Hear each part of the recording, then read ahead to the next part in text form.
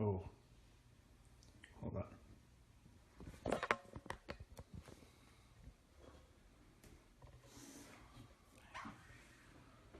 You are live.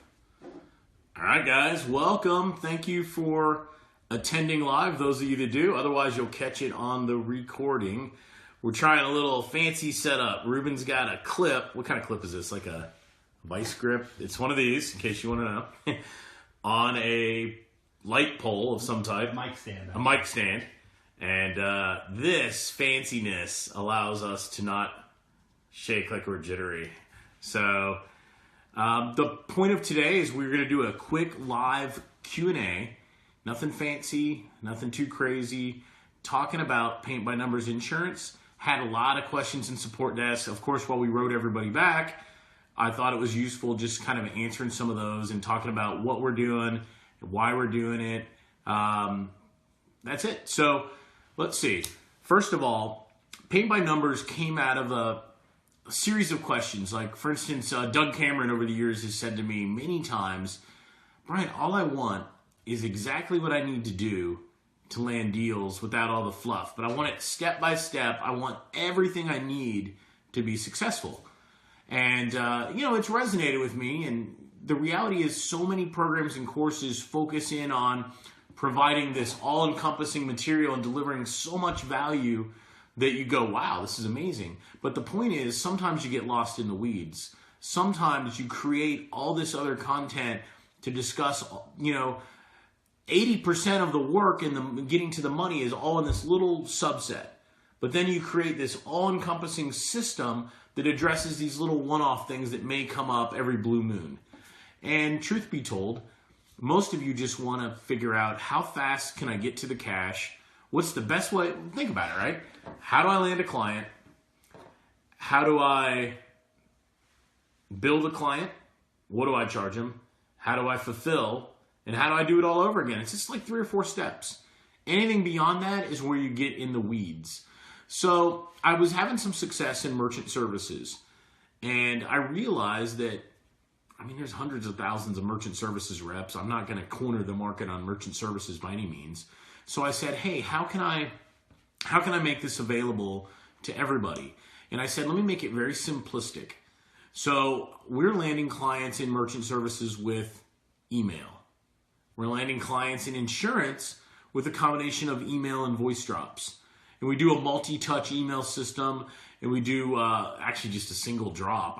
Of course, we could follow up with multiple drops, but at the end of the day, we've got one honed in that converts really well. So that's how we get clients, right?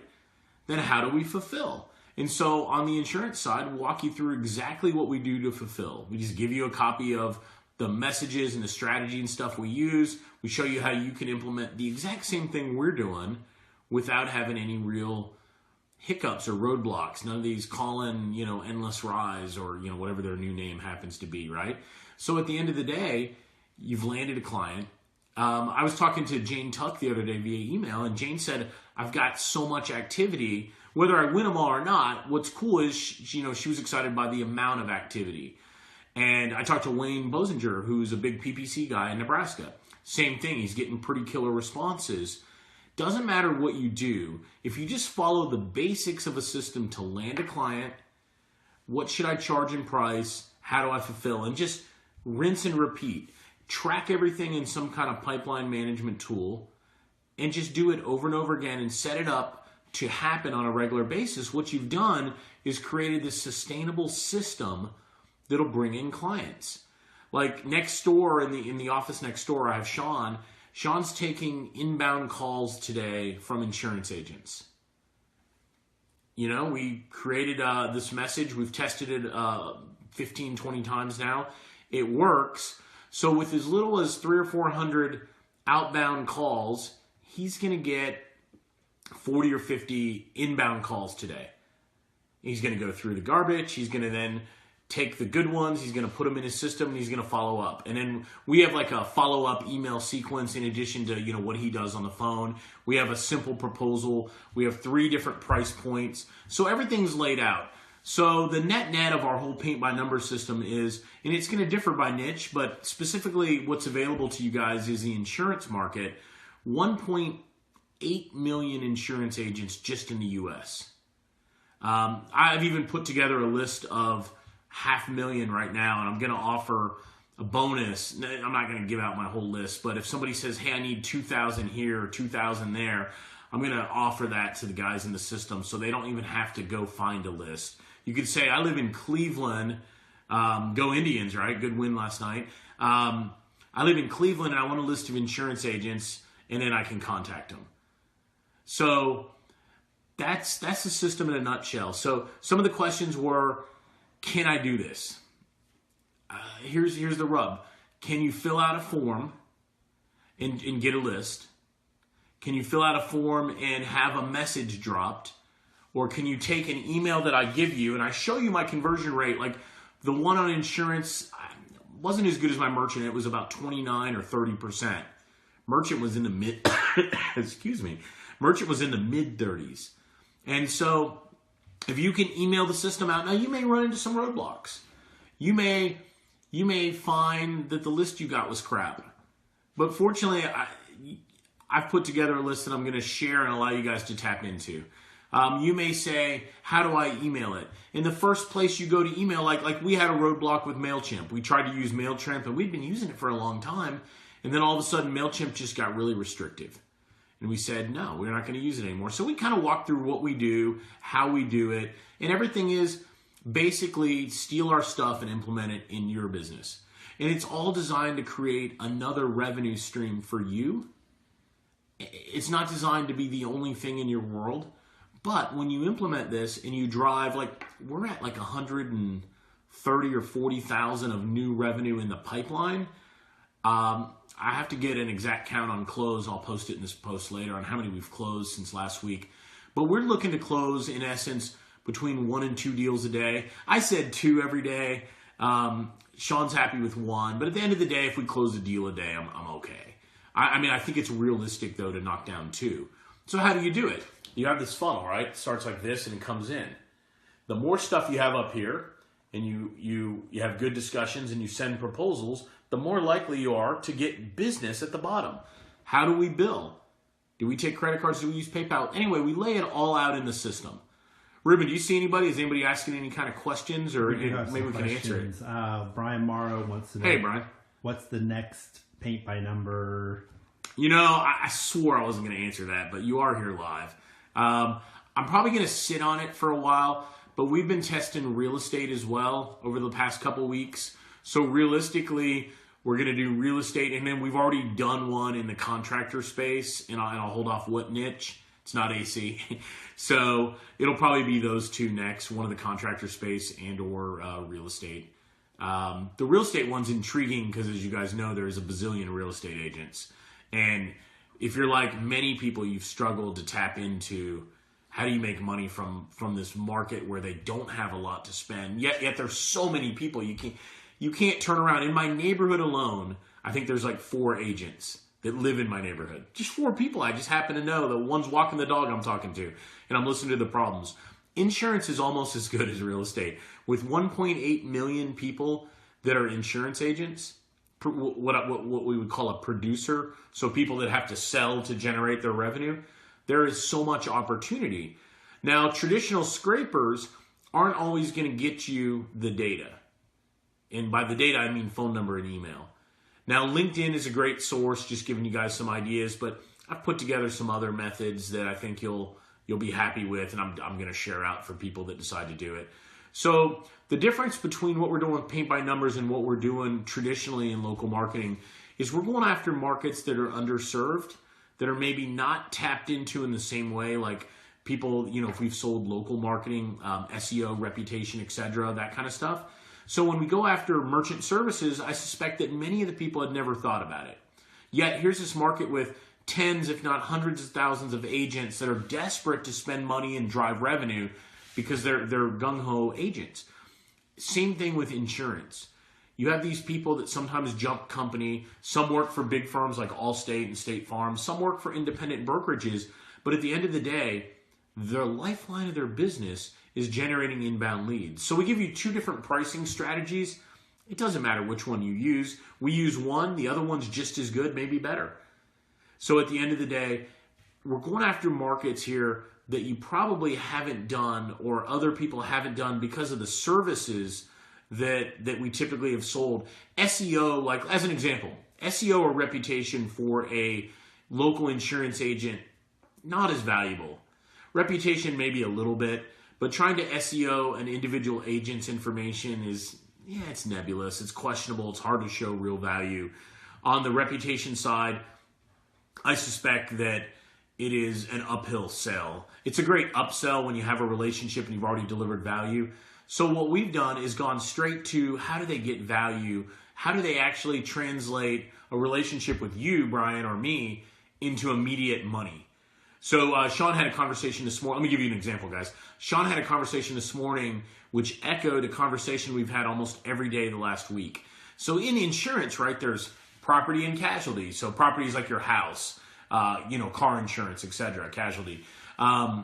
There's health insurance. So with health insurance in the U.S. with the Obamacare Affordable Care Initiative, right, in November, the marketplace opens up again. Goes to sometime in January, I think. So the response we're getting from that subspace inside of insurance going after healthcare is immense. I mean, the guy is gung-ho. Here's an example. We had 3 tiers. Lowest tier was $397. And the guy goes, $397's for chumps, is what he said on the phone to Sean this morning. And I'm just laughing because I'm like, that was the whole point. 3 tiers, it's designed not to get them to spend the most. Some will spend the most, a small percentage. We want the guy in the middle. The middle makes us $700 or $800. That's great. If I can sign up one person a day in general and get them at $400 to $800, with most of them being at $800, what you're doing is you're stacking revenue over time. And you're diffusing, you have no one client. Like Ruben and I talked last week about having large clients. Like Ruben has a client or two that pay him a significant amount of money, and then he has the smaller clients. But as you would imagine, when you lose a big client, like I lost a car dealership client of mine that paid me $10,000 a month. Painful, because they had been a client for multiple years. And when I lost that, I actually felt it. It directly hit my bottom line at Media Mash. It was I let go one virtual person, and I had to make real changes to the business. Now, the beauty of this model where we're going after building rapid number of clients, and we're automating the invoicing and recurring, and we're doing it all via credit cards. You don't have to meet with people. The beauty is it's unlikely that you're going to have one person. Now, you may land an office where you get 6 people, and that could be this big client, and you would sure hate to lose it. But at the end of the day, it's all diffused over lots of people, so you take that risk off. And the way we show you to fulfill has very little tedious overhead, the kind of, let me build a citation, right? We show you ways to do it without, where you have a high ROI and where you're not spending all your time doing the grunt work, so to speak. And so the whole idea is that you stay in the saddle on a regular basis, closing more and more deals. And as you bring your revenue up, some of you, like I won't name who, I had a gentleman I spoke to, Atlanta-based guy, and he said, Brian, I've never had this many calls. And this is a guy in the merchant services group. Doesn't matter. Insurance is even bigger. And he said, I've never had this many calls. And some of them aren't working out. But the fact that I'm talking to so many people that are interested has changed, how I look at things. And I think that's the point. If you could talk all day to qualified people that say, Ruben, if you don't mind, since you're right here, if you could have 15 phone calls a day, and most of them weren't going to close, but some would, you'd still be open to talking to all 15, right? Absolutely. It changes your mindset, because normally you're like, let's see, oh, you have my phone, I can't. Normally you pull out your phone and you take a call, and it may happen every blue moon. Inbound marketing, right? When we do these outbound strategies that are disruptive, the people that are interested are going to self-select and opt in. Like, for instance, in our system, we've decided to remove landing pages. The reason is it creates a breakage point where I can lose traffic. Like if I think about it, guys, if I had 100 people, let's say if I had 1,000 people open my email, and I had 200 people that were interested, and they went to the landing page. What if I lost 150 because my page wasn't very good? It's very real. I know Ruben will tell you that landing page optimization is an art form. when you think about PPC and SEO landing pages. So we said, let's make it even simpler. Let's make the call to action without a landing page. So things like that, we've tried to streamline it to make it as easy as possible for not only me or our guys, but for you to achieve success. And, we've packaged it up in a very simple and easy to consume manner. We originally were going to do maybe 2 a month, but I don't think I am, because it's overwhelming for you guys, and I don't want to sit here and overwhelm anybody. So we may do 1 a month. Some months it may be 2. Some months it may be 0. But we have about 20, 25 in a pipeline that we're going to build out. So some of them will have some add-on training later. Plus, you never know if you try one out and it doesn't work. So to commit to doing one. True. Well, to that point, we did try. I'm not going to report on disasters, but we tried one out that just pretty much bombed. No matter how I tweaked it, no matter what we did, we weren't able to get the results that would be easy to replicate. Doesn't mean the niche isn't good. It just means a strategy to go after a wide funnel doesn't really work that well in this niche. So yeah, it didn't work. We do have some more questions. Oh. Okay, so David Oxford says, hey, Dave. Are you cultivating email and call lists via large list databases?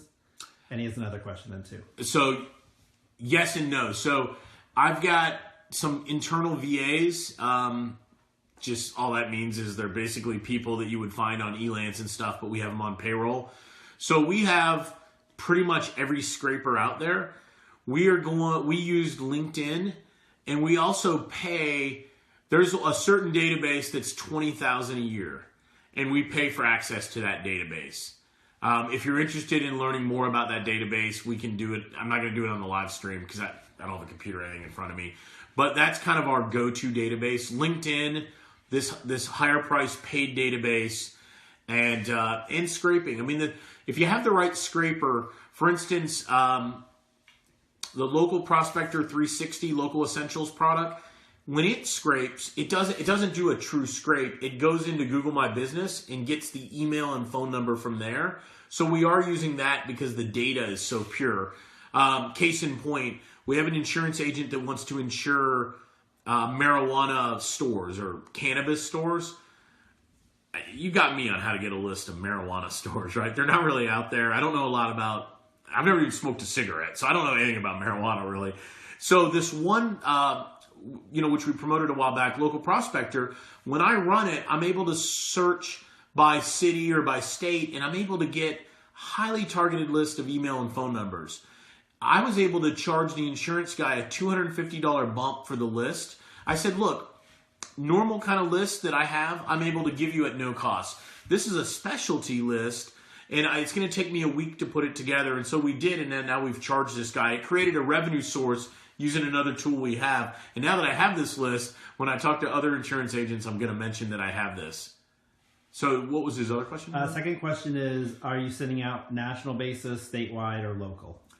We're doing local, like city-based or broader city-based, but in various markets. So I guess the answer is yes to both, but we're doing small groups. You will get overwhelmed. Let me give you an example. When we do a voice drop in the space, if we do 500 messages, which isn't very many, right? Remember, 1.8 million. If we do 500 phone numbers, we may get 75 plus phone calls. So that's too many. It doesn't sound like it's too many. You're thinking, oh, that's great. What we've done is we've lowered the amount down to 200 and 300. And we get into it in the course, but we've lowered it down to 200 and 300. Why? Because I want the phone to ring gradually. We don't want to be inundated with our little team with inbound calls in one day. We want it to happen on an ongoing basis. So we've tweaked it to get less. Now you could do nationally. If you had a mixed list, it doesn't matter. If you have a large list, I would caution you against going much bigger than 2,000 or 3,000. When you go bigger than that, it will overwhelm you if you kind of follow what we're doing. Think about it. If you get a 30%, let's say 25% open rate, and you send 3,000, that's a lot of opens that may be replying and calling you. So you want to manage the amount of stuff that you have so you don't just waste the activity you generate. Okay, we've got several questions. So this is from Rick Fueo. Hey, Rick, I got your message. I'm sorry, I saw it on my phone. You had your wife in Tampa, right? Is it the agency? Let's see if that's what it is. Because I meant to write him back this morning, Rick, when I got to work, but I didn't do it. Anyway, his question is, what's the service you're offering? He's trying to catch up to what. Yeah, so we detail it in the course. We offer a fulfillment strategy to generate leads or inbound calls. So it relies on our voice drops platform, Rick. And it's most insurance agents need to get beyond, especially new ones, right? They need to get beyond their friends and their family and their warm market. So they need a steady stream of appointments. Maybe they do annual follow-ups. And so we address that top of the pipeline need, if you will. And then, so we get into it in a little bit more detail. Okay, that was also Mike Barton's. Hey, Mike. Name. Okay, so and Kristen Bedard. Oh she says, "Hey, Kristen, I'm kidding." Vote. She gives the thumbs up for real estate. Yeah, real estate's good, and there's a gentleman I know that's having a lot of success in real estate. I think we can probably highlight and feature him. Real estate is one of those niches, like I said before, that most people have never tapped into. Yet they're like, I'm not going to say it. They're like insects. You find them everywhere, right? There are more real estate agents than maybe any other single niche anywhere. So even if you can find a way to tap into them at a low dollar amount, you will build, your pipeline will go like this. So no, good question, Christian. Yeah, and I kind of agree with you because of the nature of the business and it's been underserved. Mike Barton asked, what is your hard cost for the $397 or $697 insurance client? Yeah, guys, it's the ROI is pretty strong. Voice drops. We go through it in the course. I'd be remiss if I kind of went through it. It's my ROI, depending on how you price it, we're pretty profitable. Let's just leave it at that. If I figured my ROI based on time, it would be ridiculous in terms of profit. But if I figured my ROI based on the hard cost, it's north of 50%. So it's profitable. Matter of fact, I haven't included that in the course, but I will include it. It all depends on where you price it at, right? So where I may price it at is different than where you may price it at. I suggest that don't really change it up too much. Price where we price it because it works. And just as a takeaway, if you decide to kind of do this, make sure when you do a proposal, you give them more than one choice. Ruben, if you get 3 choices, sometimes you're not going to pick the lowest choice, right? Yeah, people tend to pick in the middle. I've seen over my career, they tend to pick the middle option. If you give somebody one choice, the chance of saying no increases dramatically, and or the chance of, if that's the cheapest option, of course they're going to pick the cheapest option. That's all they have. So as a takeaway, just consider giving them more than one choice to opt in at. And you can even label them in a way that people want that middle level, because it just seems like it's the value. Stack the value so that the middle is like a no-brainer to do. All right. Rafal says, do you have results data for contractors like roofers? I do, actually. Not relevant to our insurance discussion, but yes, I do. We've done a lot of testing in the roofer niche, Rafal.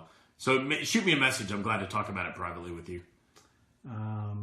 David Oxford says, I have scope leads. Is that okay? I've never used that tool. I suspect it's probably fine. I know it came out in the last month or 2 or 3 maybe now. Honestly, I've never used it. Can you generate a quality list with it? If the answer is yes, it's probably fine. But remember, if you're using our voice drop system, we're going to give you a list. We're going to give you the phone number database, so you don't need that. The value of scope leads needs to be, can you generate email lists out of it, David? And if you can't, then maybe it's not as good as it needs to be. But like I said, I need to get with Vanessa in a few minutes. I need to decide how we're going to offer up email bonuses, because I don't want to let people grab the same list multiple times, or maybe 1 or 2, but not like 50. So what I'm going to do is when we make our list available, I'm going to do so in a way that it limits the usage of any one area. So, all right. So we have a question from Hans on Anderson. Oh yeah, it's my favorite name, Hans, by the way. Are you using voice drops to contact prospects for your insurance client? It's part of the funnel, yes. Not the only piece, Hans, but part of it.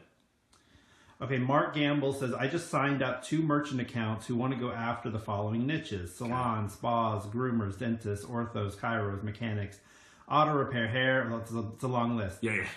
Need help They want everything, don't they, Mark? Need help getting their lists sourced. What's the next step? Yeah, Mark, congrats. Good job. Let's keep this one about insurance. Let's help you offline. Put in a ticket right now. I will have Nikki answer it. Hey, Nikki. Look for a ticket from Mark Gamble on list generation for some merchant guys, please. All right, so Mark, we got you covered. Put in a ticket. Nikki will help you out in just a few seconds. Just put it in and she can answer it. But we can help you on the sourcing of that for sure. But good deal on those prospects or deals. Okay, so Kristen says man. she's got some great leads. Office with 200 in the office, so she's very close to meeting with them. So that's exciting. And you know, on Kristen, on that point, there's another gentleman. I got to see if I can get him a case study. I offered to help him. It was a large office like that, and he's trying to knock down. He's knocked down a few one-off agents already just in the last week. But he's looking for that score. It's natural, right? It's human to say, hey, instead of getting one at a time, here's a chance to scale and get 10 or 20. He's got an office with like 50 odd people, and he's looking to build this awesome bundle for them. First, I would say walk before you crawl. So if you're listening to this, he's already done a lot of walking. He's knocked down his fair share of deals already. But there is a great stacking strategy that he and I are working on, and whether we win or lose, we'll share it out with everybody so you guys have it. I can't say that we're going to win. We hope so, but we'll see. And then, okay, so we've got a question. I think maybe we already answered this. Philip is saying, what database are you using to get phone numbers? Info for each list giant? We have, Philip, what we do is we buy like 8 or 9 databases. Some we pay monthly, some we paid one-time fee. We just merge them together and do a search, and that's where we get numbers from. Nothing rocket science. We just bear the cost.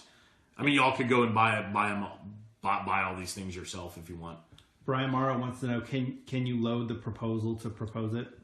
Yeah, you know what? I just hired a designer to make a slick-looking template to put in to propose it. My problem is, you guys already know I'm pretty graphically challenged. Like, I have to get Ruben's help on, I'm talking like basic simplistic stuff that I know he laughs. So I have a designer who's creating a simple, for those of you that are in Revenue Boosters or something or has proposed it, I'm going to have a slick little 3 or 4 page e-sig proposal you guys can use, courtesy. But I wanted it to look good from an aesthetic standpoint, Brian. So I suspect I'll get it back this week and we'll shoot a message out to everybody. But I actually sent it off last week. Brenda Allen wants to know, she has a merchant services rep who wants to use voice drops to drive foot traffic to his booth at a trade show, and I was wondering if you think that would work. So, foot traffic to his booth, does she have a list of people that are going to be at that event? Brenda, probably a good question to post in the group so we can get some discussion on, but hypothetically, if it's a show in Atlanta and this booth is about something that's really compelling, maybe you can drive people there. It'd be better if you had a list and you knew who was actually going to be there. It's trickier. I mean, I'll give you an example. We did a voice drop recently for a speaking training kind of company, and it was their list of past leads and customers, generated over 900 phone calls halfway through the project because we set it very slowly. They actually called and asked us to stop. They got overwhelmed. 3 people were so overwhelmed they couldn't handle it. So with the right list, I suspect that can be successful. Cold, I think it's going to be fair to middling at best, being honest. I think it would have to be really compelling to drive business owners out of their business to go to a trade show, to go to visit somebody's booth. Better be amazing. It better not be, I can just save you money on your merchant services, because they mostly come to businesses for that. So it's one of those specific ones that'd be worth chatting about, I think. Okay. Mark Gamble wants to know, where does he submit a ticket? Oh, Mark, it's getsupport.biz. And Nikki will see it in a second. So getsupport.biz and just put it in and we'll see it. But it's easy to help you with that. Unfortunately, that's a really easy one for you. Mark Barton would like to know, is it okay legally to contact a home consumer with voice drops for car and or home insurance products? Yeah, we do, because we don't actually make a phone call. So, and we also, legally in the U.S., first of all, I'm not a lawyer, you guys, but at the end of the day, if a customer is on the do not call list, it's not legally to call them or contact them. So even though we don't call them, here's what we do.